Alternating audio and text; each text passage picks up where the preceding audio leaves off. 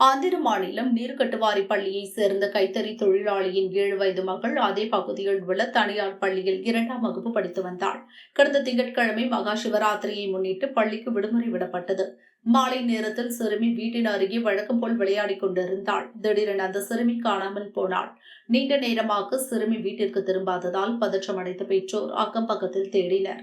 எங்கு தேடியும் சிறுமி கிடைக்கவில்லை. இதனால் போலீஸ் நிலையத்தில் தந்தை புகார் அளித்தார். புகாரின் பேரில் போலீசார் மூப்பனாயுடன் சம்பவ இடத்திற்கு வந்து தேடுதல் பணியை தொடங்கினர். ஊர் முழுக்க சுற்றிய மூப்பனாய் அந்த ஊரை சேர்ந்த குல்வர்தன் என்பவரின் வீட்டை பார்த்து குறைத்தது. சந்தேகமடைந்த போலீசார் குல்வர்தனின் வீட்டை திறந்து உள்ளே சென்றபோது போலீசாருக்கு அதிர்ச்சி காத்திருந்தது. வீட்டின் உள்ளே இருந்த தண்ணீர் ட்ரம்மில் சிறுமி பிணமாக மிதந்து கொண்டிருந்தாள். வீட்டின் உரிமையாளர் குல்வர்தன் தப்பி ஓடியிருந்தார். சிறுமி பாலியல் வன்கொடுமை செய்து கொலை செய்யப்பட்டு இருந்தாள். போலீசார் சிறுமியின் உடலை பிரேத பரிசோதனைக்காக அனுப்பி வைக்க ஆம்புலன்ஸை கொண்டு வந்தனர்.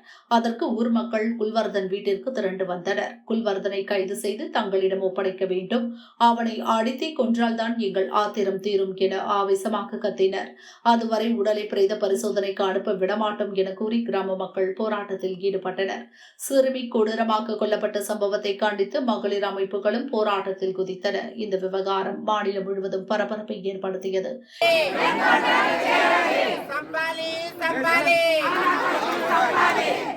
இந்த நிலையில் ஆந்திர உள்துறை அமைச்சர் அனிதா குற்றவாளிக்கு கடுமையான தண்டனை வழங்க நடவடிக்கை எடுக்கப்படும் என ஊர் மக்களுக்கு உறுதியளித்தார். இதையடுத்து மறியல் விலக்கிக் கொள்ளப்பட்டு சிறுமியின் உடல் பிரேத பரிசோதனைக்காக அனுப்பி வைக்கப்பட்டது. பிரேத பரிசோதனை முடிவில் சிறுமி பாலியல் வன்கொடுமைக்கு ஆளாக்கப்பட்டு கொலை செய்யப்பட்டது உறுதியானது. இதற்கிடையே அப்பகுதியில் உள்ள காசானிவாரி பள்ளி ஏரியில் ஒரு சடலம் மிதப்பதாக போலீசாருக்கு தகவல் கிடைத்தது. அதன் பேரில் போலீசார் அங்கு சென்று பார்த்தபோது குல்வர்தன் என தெரிய வந்தது. போலீசிடம் மாட்டினால் ஊர் மக்கள் அடித்தே கொன்று விடுவார்கள் என்று பயந்த குல்வர்தன் ஏரியில் குதித்து தற்கொலை செய்து கொண்டுள்ளார் என போலீசார் கூறினர். சிறுமி கொடூரமாக கொல்லப்பட்ட சம்பவம் ஆந்திராவில் கடும் அதிர்ச்சியை ஏற்படுத்தியுள்ளது.